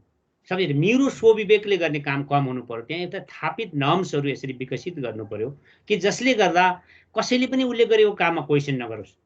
त्यो भयो भने जोसुकै पदाधिकारी आयो भने फरक पर्दैन, त्यही किसिमले जान्छ। जहाँसम्म लोकसेवा आयोगको कुरो छ, लोकसेवा आयोगको सन्दर्भमा चाहिँ हामी गइसकेपछि 2-3वटा कामहरू गऱ्यौँ मेरो उसमा 6 वर्षीय पदावधिमा। त्यो के थियो त भने डबल चेकिङ कापीको र कापी घर नपठाउने। किन त्यसो गरियो त भने घर पठाउँदाखेरि पनि कोही व्यक्तिहरू घरमै धाएर एक्सपोर्ट कहाँ गएर नम्बर यताउता गरेको हो कि भन्ने शङ्का लाग्यो। त्यो शङ्काको निवारणको लागि हामीले के गर्यौँ त भने अब यो कापी लोकसेवामै जाँचिन्छ, कसैको घर पठाइँदैन र एउटा कापी 2 जनाबाट जाँचिन्छ। एउटा प्रश्नको उत्तर 2 जनाले जान्छ, त्यसको एभरेज लिइन्छ। एउटा थप अभ्यास गरिएको थियो। मलाई विश्वास के छ भने अब नयाँ आउने लोकसेवा आयोगले अहिलेसम्म हामीले बनाएका प्रणालीहरू त छँदैछन्, त्यसमा अझ पनि केही रोडा इँटा थपोस्, अझ पनि केही लुप होल छ भने बन्द गरोस्। लुप होल हुन्छ हेर्नुहोस्, म तपाईँहरूलाई भनौँ, मैले गरेको 2टा कारबाही सुनाउँछु। मैले एकजनाले आफ्नो छोरी पास गराउन थाल्नु हो, त्यो एउटा चेक हाम्रो धेरै ठाउँमा चेक हुन्छ, एक ठाउँमा कहीँ न कहीँ समातिन्छ, समातिसकेपछि उसलाई सख्त कारबाही गर्यो। अहिले मुद्दा चलेको छ, उसको छोरीलाई पास गराउन खोजेको थियो र छोरीले बेकार सजाय भोग्नु पर्यो बाबुको कारणले। उसलाई हामीले रेस्टिकेट गरेका छौँ 5 वर्षको लागि। एउटा घटना थियो जुन हाम्रै शाखाधिकृत थिए। दोस्रो विज्ञको कुरो, एउटा म अन्तर्वार्तामा बस्दै थिएँ सहसचिवको आइटीको, मलाई एउटा टेलिफोन आयो, अध्यक्षलाई थाहा छैन त्यहाँ धाँधली भएको छ। मैले भने कि तपाईँ को हो? लोकसेवामा यस्तो हुँदैन भने कि होइन सरले एउटा हेरिदिउँ न भने के भने यो यस्तो छ, त्यो होइन रहेछ भने नगर्नुहोस् भने। मैले सचिवलाई बोलाएर के भने हेरेर मलाई तुरन्त खबर गर्नुहोस्, अहिले आधा घन्टापछि इन्टरभ्यू छ, यो यस्तो सिरियस मलाई टेलिफोन आयो हो कि होइन भने हो रहेछ। भएपछि शङ्का भयो, शङ्का भएपछि मैले त्यो खारेज गरेँ, लिखिँदै खारेज गरेँ। त्यो न्युजमा पनि आयो। अब उहाँहरू अहिले अदालत जानुभएको छ। भएछ के भने विज्ञ 5 जना, जहाँ दिने जम्मा 10 जना विज्ञहरूसँग उहाँहरूको डाइरेक्ट चाहिँ पहुँच भएछ। पहुँच भएको कारणले त्यहाँ शङ्कास्पद नम्बरहरू भयो। 40 र 70 को रेन्जमै नम्बर हाल्यो, तर त्यहाँ शङ्कास्पद नम्बर भयो, हामीलाई चित्त बुझेन, हामीले खारेज गर्ने। अनि आउनुभयो लिखितमा पास गर्नेहरू, सहसचिव लेभलको त ठुलै जाँच हो नि, त्यो आउनुभयो 3 जना पास हुनुभएको थियो। हामीलाई अन्याय भयो भने मैले भने तपाईँहरू अदालत जान सक्नुहुन्छ, मेरो आत्माले मानेन, तपाईँहरूको यो जाँच फेयर छैन, म अर्को जाँच लिन्छु। अनि अर्को जाँच लिने भनेर चाहिँ रुटिन निकाल्दाखेरि त्यही दिन अदालतबाट स्टे आयो। त्यो स्टे ठिकै छ, त्यो अब एउटा निर्णय होला, सायद हाम्रै पक्षमा होला, किनभने हामीले मेरिटोक्रेसी नै लाई नै बढाउन खोजिएको थियो। अब होइन, यो त्यसैले गर्दा अरू संवैधानिक निकायहरूलाई माइनस गर्न खोजिएको होइन, उहाँहरूले पनि अलिक सिस्टम डेभलप गर्नुपर्ने जरुरी छ। जहाँसम्म अब सङ्घ र प्रदेशको लोकसेवा आयोगको बिचको एकरूपताको कुरो छ, अहिले नै हामीले धेरै कुराहरू प्रदेश लोकसेवा आयोगको गठन सम्बन्धी ऐन, गठन र काम कर्तव्य सम्बन्धी ऐन छ, आधार र मापदण्ड सम्बन्धी ऐन जुन संसदले पास गरेको छ, त्यसमा धेरै कुरो लेखिएको छ। त्यसमा के भनिएको छ त भने लोकसेवा आयोगले अवलम्बन गरेको विकसित गरेका सिद्धान्त, मापदण्ड र आधारहरू, मेरिट क्राइटेरियाहरू अवलम्बन गरिएको रहेछ भने त्यो स्वतः रद्द हुनेछ भनेर लेखेको छ। स्वतः रद्द। अब त्यो भोलि कसैले उजुरी गर्यो या मेरिटोक्रेसीका सिद्धान्तहरू अवलम्बन भएन भने त्यो स्वतः रद्द हुन्छ। दोस्रो कुरो अब के हो त भने यी प्रदेशहरूलाई केन्द्रको लोकसेवा आयोगले सुरुको अवधिमा सिस्टम बसाल्न सघाइदिनुपर्छ। त्यो गरिरहेछौँ हामीले। अहिलेको सायद यो पदाधिकारी नभएको बेला हाम्रो लोकसेवाको अहिलेको सचिवले त्यही काम गरिरहनु भएको छ। त्यसैले के भने त्यो उहाँहरूलाई कसरी कोडिङ गर्ने, कसरी गोपनीयता मेन्टेन गर्ने, यी सारा चिजहरूकोमा यसलाई अभिमुखीकरण गर्ने, त्यसको सिस्टम बसाल्न प्रयास गरिदिने काम चाहिँ सङ्घ भनौँ न, यो केन्द्रको लोकसेवा आयोगको हो, जुन चाहिँ भइ नै राखेको छ। र यिनीहरूलाई चाहिँ नि त्यो लोकल प्रेसर पर्ला, लोकल प्रेसरको आधारमा काम गर्लान् भन्नको लागि राष्ट्रिय सम्मेलन गरेर त्यसको नेतृत्व मैले नै पहिलो सम्मेलन गराएँ, यही गएको फाल्गुन 23 गते। र हामीले त्यसमा के निर्णय गरेका छौँ भने हरेक फाल्गुनको 23 गते राष्ट्रिय सम्मेलन हुन्छ अर्को वर्ष, हरेक वर्ष। त्यहाँ चाहिँ हामी सङ्गठित आवाजहरू, कसैलाई केही हस्ते बन्न खोज्यो भने, कसैलाई केही अप्ठ्यारो परेको छ भने हाम्रो जानकारीमा आउँछ, त्यसको लागि हामी कहाँसम्म लड्नुपर्ने लड्छौँ, त्यो केन्द्रले त्यसको नेतृत्व लिन्छ। मेरिटोक्रेसी अब युवाहरू कहाँ जाने, एउटा संस्था पनि भएन अहिलेसम्म त। के भने लोकसेवा भएर हामी पास गऱ्यौँ, हामी जागिर खायौँ, म पनि यो लेभलसम्म पुगेँ, त्यत्रो निजामती सेवामा 32 वर्ष काम गरेँ, 6 वर्ष होइन। अब यो पनि भएन भने कहाँ जाने पब्लिकहरू? अहिले त कमसेकम हेर्नुहोस्, पब्लिकहरू लोकसेवा सबै अल्मलिरहेको छ। लोकसेवाले निजामती सेवा 500 हजारको चाहिँ वर्षमा सिफारिस गर्छ भने सबै निकायमा गएर 30,000 सिफारिस गर्छ वर्षमा, सेक्युरिटी फोर्सेस सङ्गठित संस्था गरेर। तर त्यो 30,000 मा लाखौँ लाख, अहिले हाम्रो प्रतिवेदन हेर्नु हो भने वर्षमा कति युवाहरू आउनु भएको छ भने 6 लाखको लगभग एप्लिकेसन। 6 लाखको लगभगमा तपाईँहरूले चाहिँ नि त्यो दोहोरिएर पनि आएको होला एप्लिकेसन नम्बर भनेर त्यसलाई माइनस गरिदिनु भयो भने पनि हेड काउन्टमा पनि 4 लाखभन्दा बढी युवाहरू आउनु।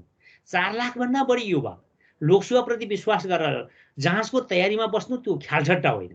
यसको यहाँ विश्वासघात गर्नु हुँदैन। यहाँ विश्वासघात भयो भने मैले लोकसेवामा भन्ने गरेको थिएँ त्यहाँका कर्मचारी साथीहरूलाई र पदाधिकारीहरूलाई, हेर्नुहोस् हामी चाहिँ यस्तो संस्थामा आयौँ कि यो पाप लाग्छ, त्यसकारण यदि हामी त्यसमा मेन्टेन गर्न सक्यो भने बस्दै नबसौँ। यो संस्था चाहिँ हामीलाई जागिर दिने संस्था हो, आफैलाई हामी यो ठाउँसम्म ल्याउने संस्था हो। त्यसो भएको हुनाले यहाँ चाहिँ त यो आफैले बनाउने संस्था, आफ्नो मातृ संस्थालाई त हामीले लात हान्नु हुँदैन। त्यसैले जो इच्छा छ नि जानुहोस्, यस किसिमले ओरिएन्टेसन गर्थ्यौँ हामी। त्यसैले गर्दा अब हाम्रो प्रयास छ, तैपनि अहिले भर्खर विज्ञापनहरू हुन लागेको छ। 2 नम्बरले हिजो मात्रै पनि विज्ञापन निकाल्यो, 3 नम्बरले एउटा दुईटा पदको जाँचै लियो। लुम्बिनी प्रदेशको रिटले के अरे एउटा अन्तरिम आदेश भएर रोकिएको छ। जे भए पनि अब यिनीहरूको काम अब देखिन्छ, अब फेयर गर्न सकेको छैनन् देखिन्छ। फेयर गर्न सकेनन् भने त्यहाँ त केन्द्रले अलिकति बोल्नै पर्ने हुन्छ। हजुर, अरू साथी? सर नमस्कार। हेलो सर, मेरो एउटा क्वेसन के थियो भने नि सर, अहिलेको नियुक्ति प्रक्रिया नै शङ्कास्पद छ सर। यस्तो क्रममा यो सिस्टम र प्रणाली कसरी बसाउन सकिन्छ सर? र एउटा अर्को कुरा सर, अर्को प्रश्न, यो अहिले हजुरले मेरिटोक्रेसीको कुरा गर्नुभयो। मेरिटो त पहिला पनि थियो, मेरिटोक्रेसी नै थियो, तर अहिले सुधार क्रममा ल्याउनु भयो। यो अहिले एजको हदबन्दी 35 राख्ने र सबैलाई खुला प्रक्रियामा लग्ने, जुन नियुक्ति भइसकेको छ सानै तहमा मान्नुहोस् उसको एजुकेसन लेभल बढी नै होला जे होला, तर समय परिस्थितिको कारणले गर्दाखेरि त्यो तल्लो तहमा छिर्यो। अब मानुस 35 कै खुला हुन्छ सर्वेलाई, त्यस्तो वर्गहरूलाई सम्बोधन कसरी गरिन्छ? किनभने तिनीहरू त छिरिसकेका छ, तिनीहरूलाई पनि वृत्ति विकास चाहिन्छ।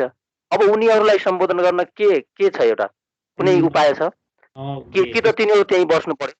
अनि त्यस्तो समाधान गर्न के गर्नु पर्ला सर? र अर्को कुरा, यहाँ निजामती ऐनमा विभिन्न किसिमका सर त्यो चेन्जेसहरू ल्याएर सर कतिपय कर्मचारी वर्गलाई त्यो असन्तुष्टि पनि छ। त्यस्तो असन्तुष्टि सम्बोधन गर्न के गर्नु पर्ला सर? त्यसप्रति पनि अलिकता हजुरको प्रकाश पारिदिनुहुन्थ्यो कि भन्ने चाहन्छु सर। यो सिरियस प्रश्न हो, कस्तो हुन्छ भन्नु होला भने मैले अघि नै पनि भनिसके जस्तो लाग्छ।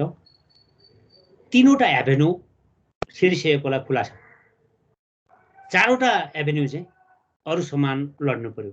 3वटा एभेन्यू के हो? कार्यक्षमताको बढुवा, सिनियोरिटी बढुवा, ज्येष्ठताको आधारमा बढुवा, तर आन्तरिक प्रतियोगिता जुन 20% छ अहिले, त्यो 10% मात्रै खुला हो भन्नु मास्टर क्लासहरूमा। अनि त्यो चाहिँ कस्तो भने त्यो उसलाई खुलै छ वृद्धि विकासको लागि, अनि खुला प्रतियोगितामा जान पनि खुला छ उमेरको हदले दियो भने। त्यसैले गर्दाखेरि यो खुला प्रतियोगिता चाहिँ त्यसो भए हेर्नुहोस् न, तपाईँको एउटा हामीले अर्को साइडबाट पनि हेरौँ न, लाखौँ लाख युवाहरू केही पद खाली होला भनेर बसेकोहरूलाई हामीले चाहिँ समान व्यवहार नगर्ने त? समान व्यवहार गर्नु पर्यो नि, समानताको हक भने के हो र? त्यही त होला नि। त्यसैले कुरो के हो भने उहाँहरूको वृद्धि विकास रोकिँदैन, उहाँहरूको आन्तरिक प्रतियोगितामा अन्तिमसम्म उमेर रिटायर हुने बेलासम्म नै लड्न पाउनुहुन्छ 20% छ सिनियर क्लासहरूमा। अनि त्यसैले के हुन्छ भने त्यो वृद्धि विकास अवरुद्ध हुँदैन। उहाँहरूलाई पनि फेरि खुलामै लड्न पनि उमेरले दियो भने त पाइयो नि। त्यो कुराहरू लोकसेवाले गर्न खोजेको, अहिले मैले भने कि अहिले निजामती सेवा ऐनमा त्यो नभएको हुनाले लोकसेवा आयोग हारिरहेको छ। लोकसेवा आयोग हारेको छ, अहिले चाहिँ त्यो लागू भइसकेको अवस्था छैन। केही सङ्घीय संस्थामा लागू गरिएको, सङ्घीय संस्थाहरूका युनियनहरू अथवा मिलेर रिट गए, रिट जाँदाखेरि हामीको विरुद्धमा 12वटा सङ्घीय संस्थाको आदेश आयो कि नगर्नु अहिले भने। ठिकै छ, अब त्यो अदालतको आदेश लोकसेवाले मानिहाल्छ। अर्को प्रश्न, अब यो अहिलेको निजामती सेवा ऐनमा जे जस्ता व्यवस्थाहरू गर्न खोजिएको छ अहिले प्रस्तावित निजामती सेवा ऐन, त्यसमा लोकसेवा आयोगको पनि कडा आपत्ति छ केही दफाहरूमा। त्यसको बारेमा मैले लिखित रूपमै त्यो प्रस्ताव जानुभन्दा अगाडि क्याबिनेटले लिखित परामर्श लिनुपर्छ लोकसेवाको। त्यसमा मैले 24 बुँदाको सुझाव दिएको छ लोकसेवाले, त्यो कुनै पनि बुँदा सम्बोधन भएको छैन। त्यसपछि मैले इन्फर्मल एकचोटि राज्य व्यवस्था समितिको सभापतिज्यूले बोलाउनु भयो र मैले लागेको कुरा यो ब्युरोक्रेसीमा तपाईँले चाहिँ नि एउटा कोसे ढुङ्गा बनाइदिनुहोस् न। नेपालमा जम्मा 3वटा मात्रै कोसे ढुङ्गा भए। एउटा 32 सालमा पोलिटिकल एपोइन्टमेन्ट रोकियो, यो भेगबहादुर थापाको रिपोर्टले, आयोगको रिपोर्टले। दोस्रो, बहुदल व्यवस्थाको पुनर्स्थापना पश्चात निजामती सेवा ऐन 2049 मा पर्चा प्रथा हटाइयो, जुन चाहिँ पेन्सन पाकेका कर्मचारीलाई गभर्मेन्टले अवकाश दिन पाउने प्रोभिजन थियो, त्यो हटाइयो। यो 2टा कोसे ढुङ्गा। अब तेस्रो कोसे ढुङ्गा बनाइदिनुहोस् तपाईँले। त्यो त्यो एउटा यस्तो राम्रो प्रबन्धहरू गर्नुहोस्। मलाई लागेको कुरा नि भनेको थिएँ, यो भयो भने तपाईँलाई सधैँ सम्झिन्छन्, यो चाहिँ फलानुको टाइममा भयो भनेको। तर कस्तो हुँदो रहेछ भने त्यहाँभित्र बहस साह्रै उसमा चाहिँ गइसकेपछि सहमतै हुन सक्ने अवस्था भएन। सहमत हुने अवस्था नपछि अल्पमात्र बहुमतको निर्णय हुन थाल्यो त्यहाँ राज्य व्यवस्थामै। र त्यो बहुमतको निर्णयले भनेर संसदको चाहिँ फुल हाउसमा पेश गरियो प्रतिनिधि सभाको, र प्रतिनिधि सभा विघटन भएपछि त्यहाँको चलन तपाईँहरूले बुझ्नुपर्छ, त्यो फेरि 0मा आउँछ। अब फेरि गभर्मेन्टले अर्को प्रस्ताव लानुपर्छ। अब यो कहिले हो थाहा छैन। त्यसैले गर्दाखेरि निजामती सेवा ऐनमा केही चाहिँ नि विशेषज्ञताहरूलाई मार्ने खालका प्रबन्धहरू थिए। अझ तपाईँको योभन्दा पनि गजबको कुरो भनौँ, पहिले समायोजन ऐनमा त कस्तोसम्म व्यवस्था थियो भने समायोजन ऐनमा म नै हो लडेको। अहिले तपाईँले युट्युबमा जानुभयो भने मैले बोलेको नै आउँछ, हेर्नु होला। मैले त्यत्तिकै भने होइन, सिधै 30 दिनमा खोज्ने प्रबन्ध थियो कर्मचारीलाई। मानेन भने मानेन। मैले भने कि यो संविधान नागरिक तपाईँहरूले यो लेख्न मिल्दैन, यो लोकसेवाको परामर्श बेगर तपाईँहरूले केही पनि गर्नु। लोकसेवाको परामर्श बेगर नसिहत पनि दिन पाएन संविधान अनुसार। अनि तपाईँहरू खोज्ने प्रावधान राख्ने भनेर लड्दा लड्दा बल्ल बल्ल। अनि मैले के अरू भने कर्मचारीहरूले केन्द्रीय सेवामा जाँच दिए हुन्। अब उहाँ तपाईँहरू तल खटाउनुहुन्छ उहाँहरूको इच्छा विरुद्ध भने इसु नगर्नुहोस्। यसलाई सेकेन्ड म्यान भन्छ, त्यसरी खटाउने, काम गर्न मात्रै खटाउने। अनि त्यसपछि उहाँहरू आफू ब्याक हुने आफ्नो ठाउँमा। त्यसको लागि दरबन्दी मिलान गर्ने विभिन्न योजनाहरू बनाउने, कति % दरबन्दी फ्रिज गर्दै लाने, यसरी मिलाउनु पर्छ जसले उहाँहरूको असन्तुष्टि पनि हुँदैन, न्याय गरेको पनि देखिन्छ भन्दाखेरि होइन। अब एउटा सामान्य प्रशासन सचिव आउँछ, एउटा धारणा अगाडि लान्छ, संसदमा त्यही बोल्छ, अर्को सचिव आउँछ बिल्कुल फरक धारणा लिएर आउँछ, अर्को बोल्छ, मन्त्रीहरू पछि फरक धारणा। यसले गर्दाखेरि निजामती सेवा ऐन गिजोलिएको जस्तो भयो। जहाँसम्म लोकसेवाको कुरो छ, लोकसेवाको कुरो भनौँ, लोकसेवामा मेरो पदावधिमा 6 वर्षको पदावधिमा मैले कसैको सेवा चेन्ज गर्न दिनँ, किनभने यो पावरको भरमा सेवा चेन्ज गर्न आए। मैले मान्दै मानिनँ, तपाईँहरूले बुझ्न सक्नुहुन्छ, एउटा पनि मैले सेवा चेन्ज गर्न अनुमति दिनँ। मैले के भने ठिक छ यो गर्न उपयुक्त छ भने नीति बनाऊ। अब हामीले एकचोटि ओपन गरिदिउँ, क्वालिफिकेसन मिले अर्को ओपन हामी जाँच लिइदिन्छौँ, जाँच लिदिउँ, कहाँ लाने हो लैजाउँ। तर एउटा व्यक्ति अमुक व्यक्तिको लागि चाहिँ नि सेवा चेन्ज गरेर सहमति दिनु भनेर चाहिँ लोकसेवाले मान्दैन भनेर त्यसमा 3वटा गभर्मेन्ट मैले स्पष्ट नै भने, 3वटा गभर्मेन्टको प्रेसर मैले खप्नु पर्यो, तर मैले मानिनँ। यो उदाहरण नै छ। त्यसैले के हुन्छ भने सिस्टम बसाल्नलाई तत्काल अप्रिय जस्तो लाग्ला, लोकसेवाले लिएको अडान ठिक भएन भन्ने पनि लाग्ला तत्काललाई, तर त्यसले समग्रमा राम्रो स्ट्यान्ड लिएको छ भने फ्युचरमा निजामती सेवा संस्थागत हुँदै जान्छ। निजामती सेवा भन्नुहोस् न, अहिले के भएको छ, पहिले चाहिँ नि पर्साबाट मनलाई खोज दिन्थ्यो पञ्चायतको बेला, जुन चाहिँ 47 सालपछि पनि एकचोटि निर्वाचित प्रधानमन्त्रीले प्रयोग गर्नुभयो, त्यसपछि अब बन्द भयो, कानुनमा छैन। तर भयो के भने अब कर्मचारीहरूलाई के भन्न थालियो त भने त्यो हेडलेस नेल भन्छ नि, टाउको नभएको किला, ठोक्न सक्ने निकाल्न सक्ने। तपाईँको टाउको नभएको किला भित्तामा ठोकिदिनु भयो भने के हुन्छ, त्यो भित्र जान्छ, अब निकाल्न सकिँदैन, भित्रै बोल्नुपर्छ नि भने जस्तै कर्मचारी लोकसेवाले सिफारिस गरेर राख्न मिल्ने, सरुवा गर्न पनि मिल्ने, खोज्न सक्ने। त्यसले गर्दा फेरि अनुशासन बढ्यो, अनुशासनहीनता बढ्यो भन्ने पनि आछ, बढी सुरक्षा भयो कि भन्ने। त्यसले गर्दाखेरि अनि के गर्न लाग्यो त उनीहरूले भने यसको सजाय उल्टो रूपमा दिन लागे, अनि ट्रान्सफरमा सरुवामा त्यसको रिफ्लेक्सन अर्को रूपले सजाय दिने, खोज्न चाहिँदैन। अनि प्लम पोस्टिङ, पनिसमेन्ट पोस्टिङ, दुईटा शब्द, प्लम पोस्टिङ राम्रो पोस्टिङ, पनिसमेन्ट पोस्टिङ सजायको पोस्टिङ, यस्ता खालका क्रमहरू बढेको छ।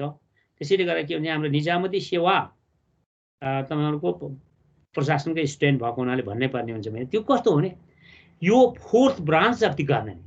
अहिले हामीले 3टा अङ्गको छलफल गरिरहेको छौँ नि, यो 3टै अङ्ग चलाउने कर्मचारी, त्यसो भएको हुनाले हामी के भन्छौँ, 4th branch of the government है, ब्युरोक्रेसी। त्यसैले ब्युरोक्रेसीको यति ठुलो अर्थ छ, यो 3वटा अङ्गलाई जति अधिकार दियो भने चलाउने त कर्मचारी हुन् नि, त्यही भित्रकै कर्मचारी, तिनीहरू पनि त्यही किसिमको हुनु पर्यो नि ओरिएन्टेसन। त्यसले 4th branch of the government भन्छ। अर्को नन इलेक्टेड सिनेट, चुनावै लड्न पर्ने सिनेटर जस्तो, अनि हुँदैन भनेर चाहिँ लेख्ने, जनप्रतिनिधिले ल्याएको कुरो, मन्त्रीले ल्याएको कुरो, जनताले म्यान्डेट दिएको मान्छेको कुरो त्यत्रो शक्तिशाली, अनि चुनावमा चाहिँ जान्नु पर्यो। त्यसैले कसैले यसलाई नन इलेक्टेड सिनेट पनि भन्छन्। तर जे भने पनि सबैले एउटा कुरा के स्वीकारेको छ भने ब्युरोक्रेसी बेगर, ब्युरोक्रेसी असल नभइकन चाहिँ यो कुन जतिसुकै राम्रो सिस्टम भयो भने यो गुड गभर्नेन्स आउँदैन। त्यसो भएको हुनाले असल सरकारले जुन चाहिँ एउटा प्रभावकारी सरकार छ उसले यो संस्थालाई आफू अनुकूलको मोटिभेटेड गराएर राम्रो काममा यसलाई मोबिलाइज गरेर हुन्छ। अनि जसले चाहिँ त्यसलाई स्पोइल गर्न खोज्छ त्यसले अन्ततोगत्ता गुड गभर्नेन्स पनि दिन सक्दैन, कर्मचारीको मनोबल गिर्छ अन्य कर्मचारीको, अनि त्यसले गर्दा के हुन्छ त भने हो गभर्मेन्टको वैधानिकतामा नै सङ्कट आउँछ। नमस्कार सर। नमस्कार हजुर।